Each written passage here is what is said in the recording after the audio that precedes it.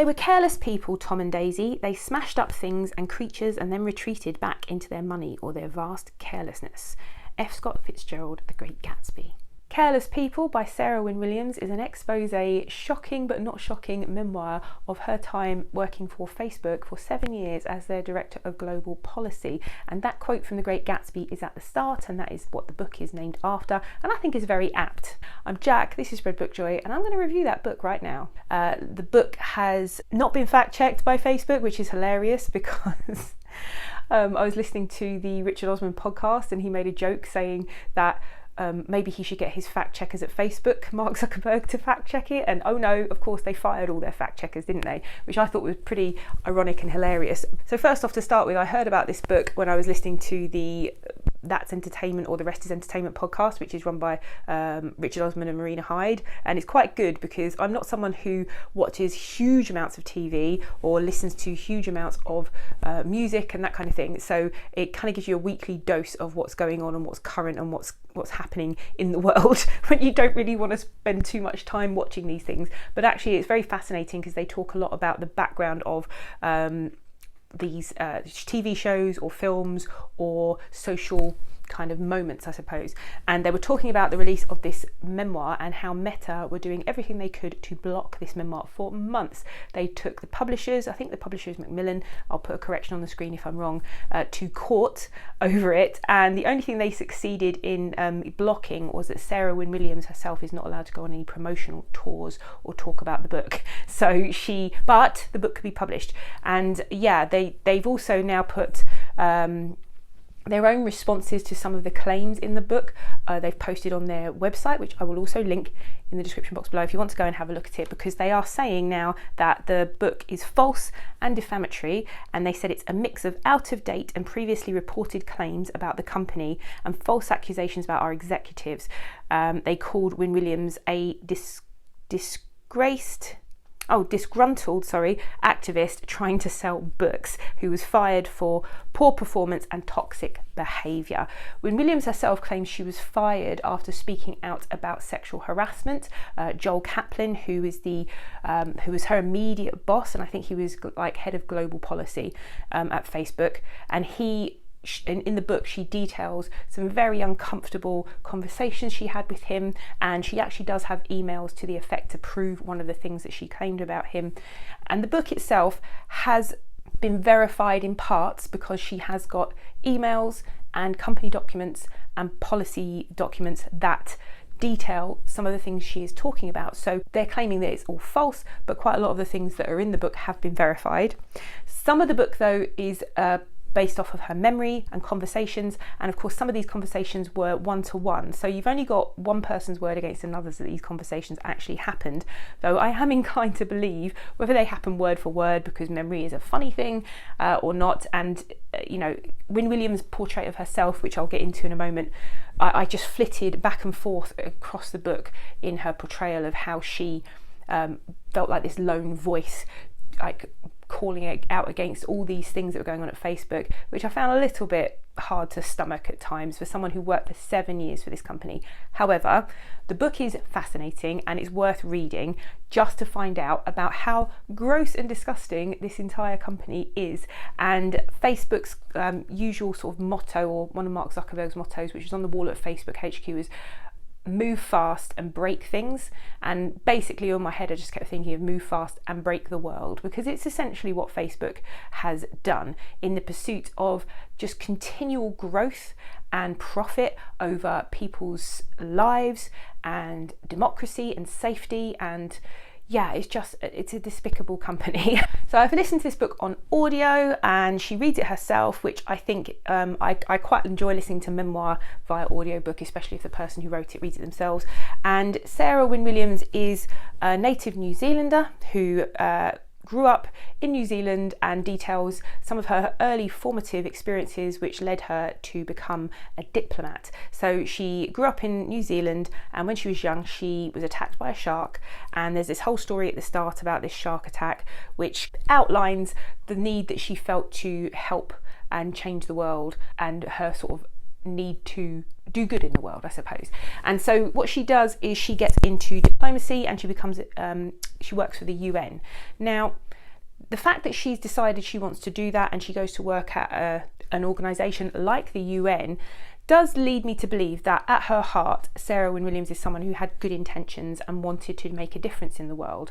And when she's working at the UN, she quickly comes to realise that it's fairly toothless in some ways, and she is working at the UN when in America, and she's living in America when the Christchurch earthquake happens in New Zealand, and her family are from Christchurch, and so she spends a frantic few days worrying about her sister, her parents, and it is through Facebook, which she's using to keep in touch with her family halfway around the world, that a lot of people in Christchurch start using Facebook to locate missing family members, etc. Now, her family members were fine and they were found in the end, but she starts to become more and more convinced, especially when the Arab Spring happens, that the power of social media to support and galvanise grassroots politics and movements means that it could be a really powerful political force in the world, which of course, as we know, is true. However, at that time, she, like many of us, is full of optimism for this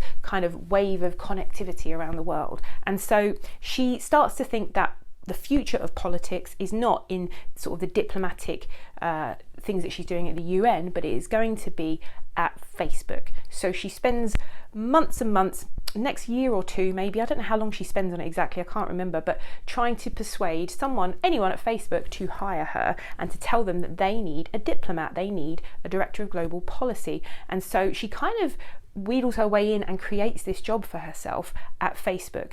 And initially, I think she's hired by Sheryl Sandberg, and she's initially not taken very seriously. People don't really care about visiting heads of state or people that, about Mark Zuckerberg meeting these heads of state or having a policy thing or worrying about anything outside of the US.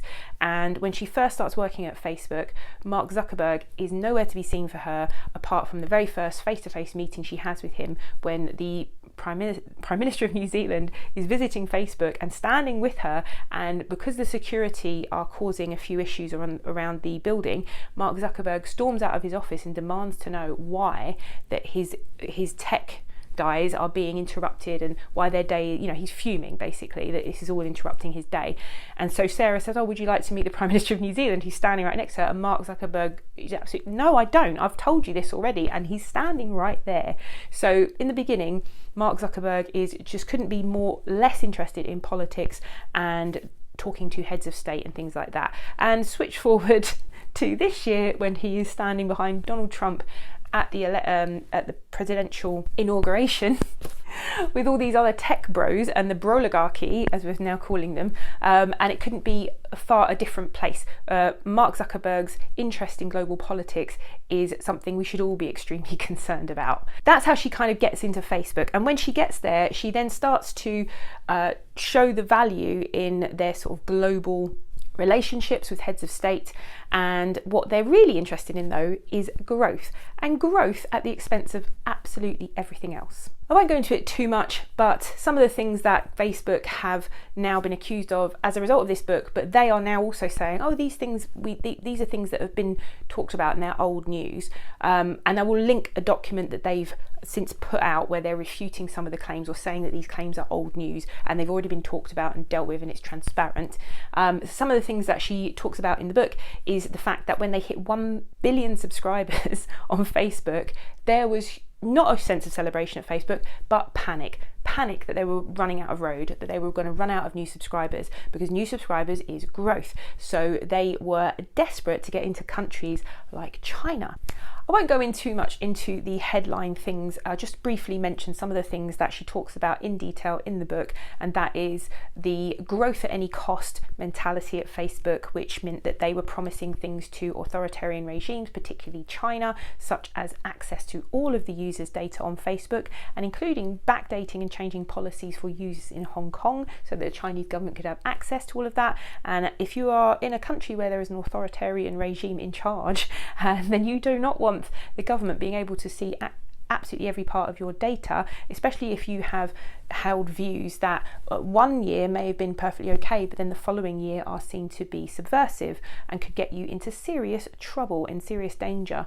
In Myanmar, they failed to adequately moderate posts by the military junta, and then basically that led to inflaming and inflammatory things, which they've since been recognised as escalating the genocides and the horrific violence in that country. Sarah Wynn-Williams also talks about the US election in 2016, following the power of Facebook to make sure that Brexit happened over here, and then the 2016 US election where Donald Trump won, and all of the sort of accusations around how Facebook manipulated users to vote, and they would target specific users. So say for instance you were a mum and you were worried about particular things to do with your children, or say that you're worried about immigration or whatever, that Facebook would look at your data and you would get targeted adverts for Trump's campaigns that would suit you, that would speak to you. And this isn't the first time this has happened. This is no big surprise to anybody, and it continues to go on today.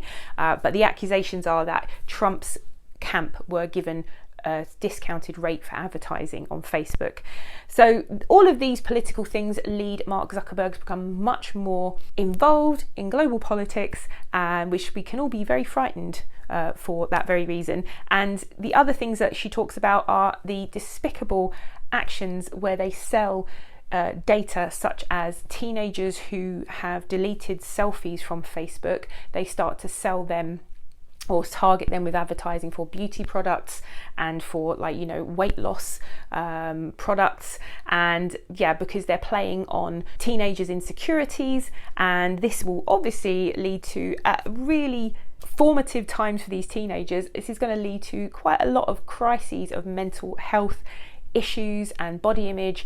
I don't have to tell you that all that kind of it sucks. She has got email chains and company policies that talk about all of this. The data that she has to prove all of these things happened, and the fact that Facebook are now saying some of it's just old news and we've been transparent about it, and she's just dramatizing it. I just find it, like I said, really not shocking, because I've always thought they were quite a despicable company, and now just reading the ins and outs of it I just found really interesting. The other parts of the book that I found fascinating was sort of this portrait of Mark Zuckerberg, who is just privileged, arrogant and petulant and very childish, and he wants to surround himself with yes men. She describes how they would play games on board his private jet, and everyone was letting him win all the time, and when she decided to beat him at a game, he accused her of cheating.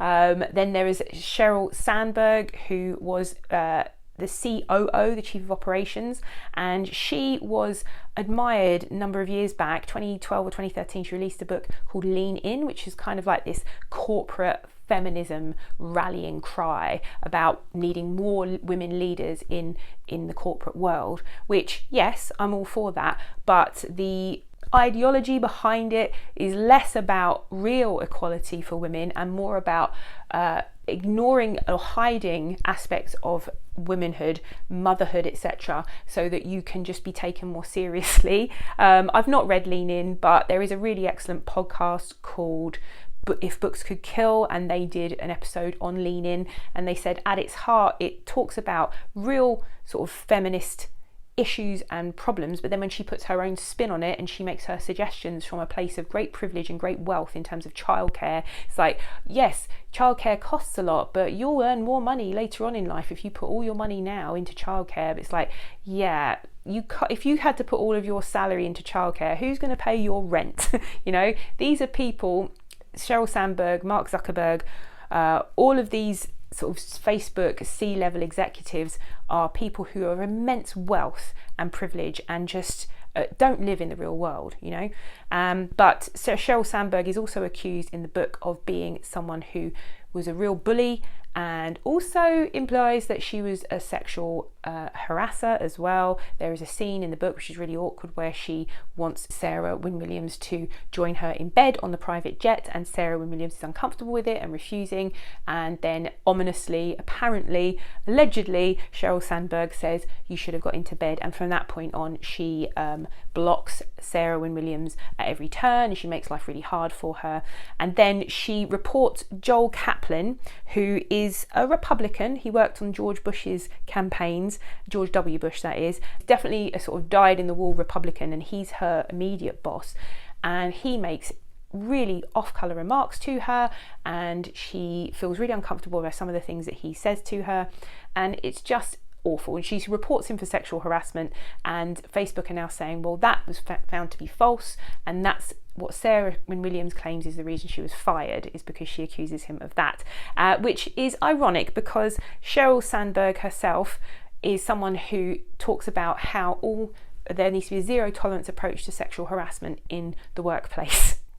The irony and all the sort of virtue signalling that goes on at Facebook just sounds like an awful place to work. And this is why when I was reading the book, I just couldn't help but wonder why Sarah Wynn-Williams stayed there for 7 years, because from the very start she seems a bit idealistic, but then she starts to see the cracks and she starts to see this awful behaviour, both the awful policy decisions around Facebook and the inhumanity they treat their users with, but also the harassment, the toxic workplace that she works in, the environment. When she wants to go off on leave, on maternity leave, she has to swallow this kind of message, this corporate feminism nonsense message from Sheryl Sandberg that you shouldn't leave until you're ready to leave, as in don't go on maternity leave until the baby's about to pop out from you. And there's a scene where she's in the delivery room and she wants to send an email and she's having contractions. I kind of found that a little bit hard to believe. Like, why would someone allow that to happen, the birth of their first child, and they're sitting there worrying about sending an email to a boss? But I also understand that when you're working in a toxic work environment and you are constantly anxious about your position and how you're perceived and your performance, that you can start to become kind of like this victim and internalize all of this stuff and think this is normal and normalize all of this behavior. So whilst I'm saying it was a bit unbelievable, who knows, it could possibly have happened. She's claiming it did, whatever. But I just kept thinking the whole way through, why are you still working at this place? Why are you still there? And why did you stay there for 7 years? And then she starts having this little voice up until for about 2/3 of the book where you would think she's the only person at Facebook who sees what's wrong with all of this global policy, with all of these just corrupt, privileged, all of this awful, stuff. And then she starts to then talk about the fact that she's let into a group called the Feminist Fight Club, who start to talk about the sexual harassment they've experienced at Facebook. And I thought, oh, okay, so that's good. She's acknowledging it's not like she was this weird lone voice, because it just started to ring not very true for me. So she talks about this Feminist Fight Club WhatsApp group that she was in, and when she mentions that they start talking about sexual harassment and they raise it with the executives at Facebook, the thing that happens, it just seems like something out of a surreal sketch, because what they decide to do as their support and to show allyship to women in the workplace is they have a button that you can click on someone's Facebook profile to name them an ally and give them a badge as an ally, but only men can give this badge to other men. And that's just like the worst kind of absolutely crazy virtue signaling, but also just the ironic behavior and the nonsense, actually doing nothing, saying you're doing something, much like Sheryl Sandberg's lean in philosophy and her whole kind of feminist shtick, really not actually doing anything or affecting any real change in the workplace. So yeah, I found the book really fascinating. Jury's out for me on Sarah Wynn-Williams herself. I do believe a lot of the things that she has written about, and she has got actual verified emails and accounts of things that have happened there, but her own sort of portrayal of herself as this lone voice, as this kind of idealist who stayed at this toxic company for 7 years, and she was probably getting paid a really amazing wage. So let's be clear about that. Why she stayed there for so long and why she put up with some of the behaviour that went on there. I don't think any money in the world is worth some of the behaviour that she put up with from these just horrific people, and I do believe they're horrific people. I do recommend reading the book if you're interested in any of this and getting some more of the detail, particularly on the big issues that she talked about around China, around Myanmar, around the US elections. I think that detail is really important and people should be aware of it, especially if you're a Facebook user.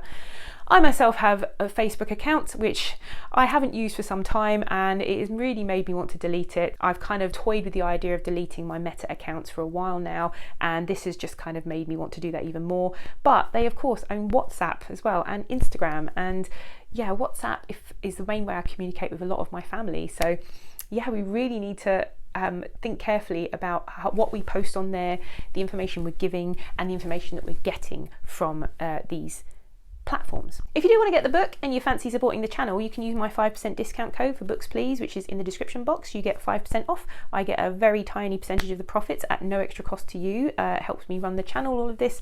And if you have read the book, I'd love to hear your thoughts on it, particularly on Sarah Wynn-Williams and how she portrays herself within the book.